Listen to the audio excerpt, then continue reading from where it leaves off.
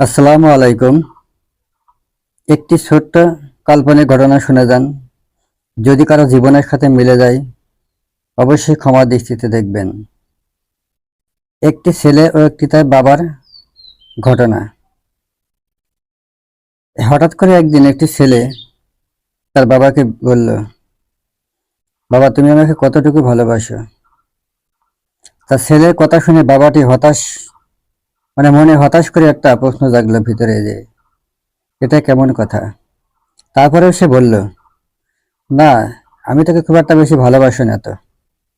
ছেলেটি বলল, তাহলে যদি ভালোবেসে না বাসো, তাহলে যখন দেখো যে আমার আসতে রাত দেরি হয়ে গেছে, তখন আমার ঘরে খোঁজাখুঁজি করো, আমাকে জিজ্ঞেস করে কেন যে কোথায় গিয়েছিলাম। তখন তার বাবাটি ছেলেটির কথা শুনে তার ছেলেটির কথা শুনে বাবা বলল, ধৈর্য ধরো, সবই বুঝতে পারবে। সেদিনও কথা না বাড়িয়ে পরে ছেলেটি ভাবলো, রুমে গিয়ে নিজে নিজে ভাবতেছে যে সময় হলে বুঝতে পারবে, ধৈর্য ধরো। বিষয়টা কথাটা বললো বাবা, জিনিসটা বুঝতে পারলাম না। যে যাক, পরের দিন আবার সে কি করলো, সন্ধ্যা চলে আসলো। সন্ধ্যা আসার পরে সেদিন দেখলো কি তার বাবা কিছু জিজ্ঞাসা করলো না। তখন জিজ্ঞাসা না করলে, তখন আবার রাত্রে তার উঠে তার বাবাকে বললে, বাবা আজকে তো আমাকে কিছু জিজ্ঞাসা করলো না। তাই সেদিনে বললো যে ধৈর্য ধরো, বুঝতে পারবে। সেদিনও ছেলেটি রুমে গিয়ে ভাবতে থাকে যে কালকে দেরিতে আসলাম একই কথা, আজকে দেরিতে আসলাম একই কথা, ব্যাপারটা বুঝতে পারলাম না। ছেলেটি কি করলো, পরের দিন রাত ইচ্ছাকৃতভাবে যে প্রশ্নটির উত্তর খোঁজার জন্য ছেলেটি অনেক রাত দেরি করে আসলো।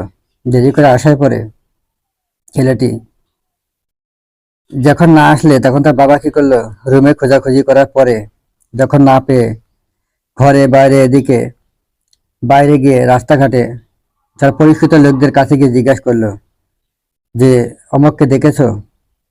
তখন সে বললো যে না, দেখিনি তো, ওর সাথে তো আজকে বিকালে দেখা হয়েছে, আর দেখা হয় নাই।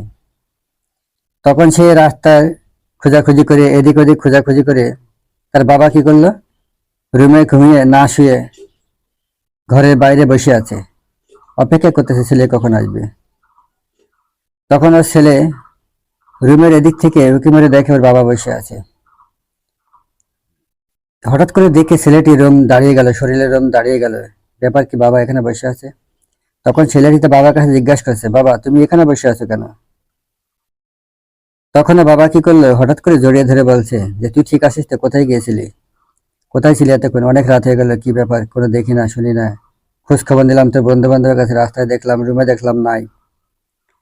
তখন তার ছেলে বলল যে চলো রুমে চলো, পরে কথা বলি। তখন ছেলেটি তার বাবাকে নিয়ে যায়। নিয়ে যাওয়ার পরে হঠাৎ করে বাবা চলো রুমে, আজকে চলো। 3 দিন ধরে আমার মনের ভিতরে যে ঘুরপেশটা খাচ্ছিল, আর আমি বুঝে গেছি, নিজেই বুঝতে পেরেছি যে আসলে কি।